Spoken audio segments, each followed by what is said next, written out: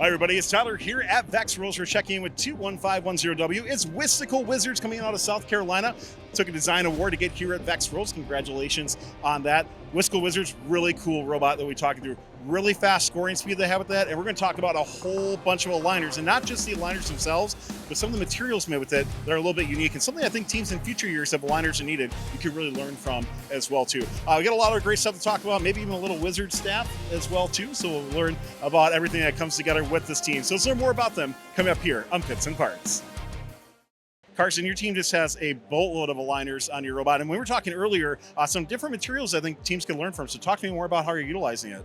Yeah, so we have 5 aligners, and our first one down here is our logo funnels. Also, they act as aligners too. So for scoring the logo, we have these 2 plastic aligners that actually funnel us into the logo, which many teams don't have. They just have funnels for the blocks, not also for the logos. So these actually help a lot with our code. It makes it way more consistent compared to other teams' code for their right side Autons. Then going on to our second aligner, we can go into this big mid-goal aligner. So basically, we wanted to go with a really big middle goal aligner, as it can allow us to make more consistent movements in our code. It would make it a lot easier for us to actually align into the middle goal. Then moving on to our next aligner, we have our D-score aligner. So this one's actually a lot different than other teams, as this one goes under the long goal. Many teams have theirs as an angle or just a flat piece, which we've tried all those solutions. And for every single solution, they would either ride up or get stuck or not assist with aligning. So there's a small metal line along the long goal that we actually align with. And this allows it to be super straight path, and it won't let us tip up or tip down when trying to D-score, which is great for getting those big, powerful shots when you're trying to D-score. Then moving on to our fourth aligner, we have this W-shaped aligner, which it represents our team, but it also helps a lot with trying to align during Autons and also matches. So if we're slightly offset and the long goal is a little bit to the right or left, when driving backwards, the robot would pull into its position, mainly because of these pieces right here. And these are just standoffs that allow us to kind of curve into it a lot easier. And then our fifth aligner right here, this is actually the V5 claw part. So these actually assist with going into the long goal from going from a harder angle. So if you're really off-centered, these would push us into the standoffs, which would push us into the actual aligner. So these actually help a lot compared to the normal just metal aligners that other teams have. So we found this as a really good solution. We'll be using these for the next couple of years. So that utilizing the claw on that, like, what made you think about using that in the first place? So a lot in the past years, we use the plastic pieces but now there's a new rule saying that we can't use as many plastic pieces. We decided to go with these as we had a few claws laying around, and we wanted to use these to actually assist with going into the long goal. And these are like the perfect size that the plastic pieces were, and they didn't count as plastic. So we found these as a really good solution to solve our problem. Before we get to our next segment, we'd like to thank the following. Kettering University's cutting-edge programs and their experiential co-op model seamlessly blend the professional and academic worlds, offering hands-on, future-focused learning that empowers students to pursue new ideas and inspires other institutions to follow their lead. Don't just be ahead of the curve, create the curve. Get more information at kettering.edu/vex.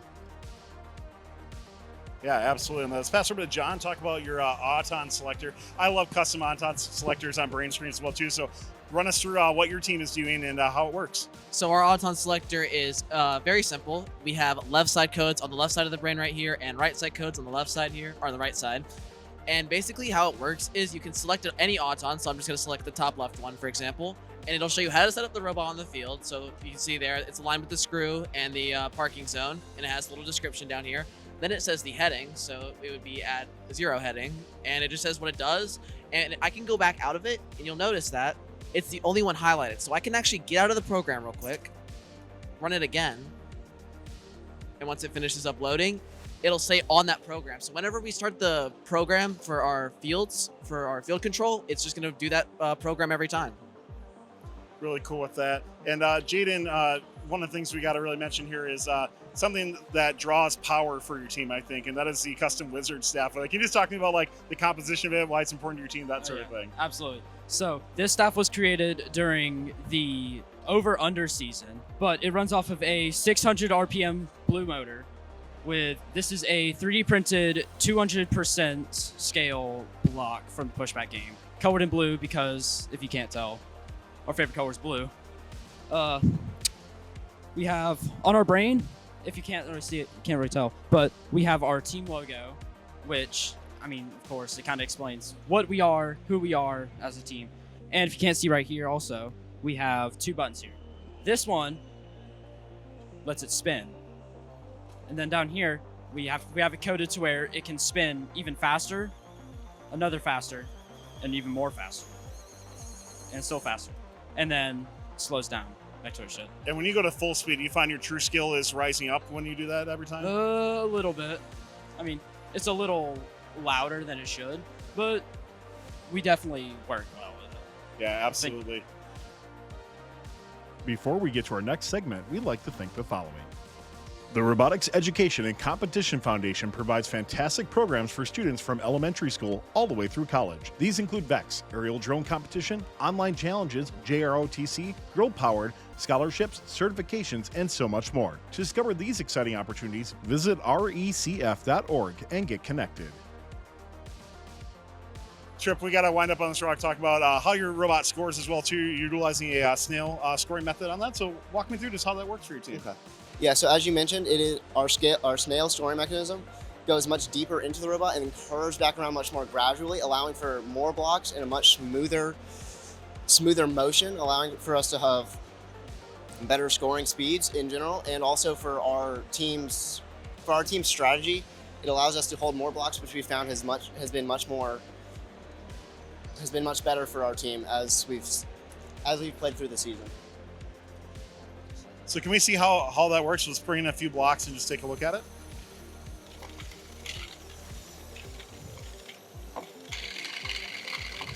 So as you can see, it goes, as opposed to many teams S, where it goes into the intake and then up and around, it goes much deeper back, almost to the back of the robot.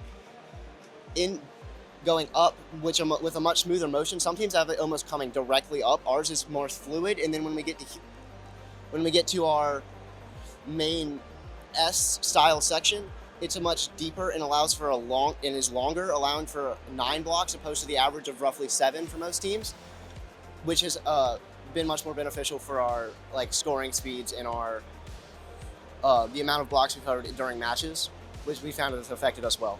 We mentioned earlier you guys qualified at VEX Rolls from the design award on that. Yes, what in particular stood out to the judges when you were awarded that? I would definitely have to say at the time, definitely our interviews have helped us a lot with interview practice and all. And I would, yeah, we've practiced a lot during interviews, and we believe that really helped us during our season, especially for our design award. What's one word of advice you would have to other teams in regards to that process to really get efficient? Practice, just always practice. Sure. Fair enough on there. Well, Wistickle Wizards, thank you so much for taking the time. Tell us more about your robot. Congratulations being here at VEX Worlds. We can't wait to see, of course, how you do in your division as well, too. Wish you the best of luck the rest of the way. Thank you so much. Thank you. Thanks for watching. Don't forget to like, subscribe, and click the bell to stay up to date on future fun videos. The Robotics Education and Competition Foundation provides fantastic programs for students from elementary school all the way through college. These include VEX, aerial drone competition, online challenges, JROTC, girl-powered, scholarships, certifications, and so much more. To discover these exciting opportunities, visit recf.org and get connected. Kettering University's cutting-edge programs and their experiential co-op model seamlessly blend the professional and academic worlds, offering hands-on, future-focused learning that empowers students to pursue new ideas and inspires other institutions to follow their lead. Don't just be ahead of the curve, create the curve. Get more information at kettering.edu/vex.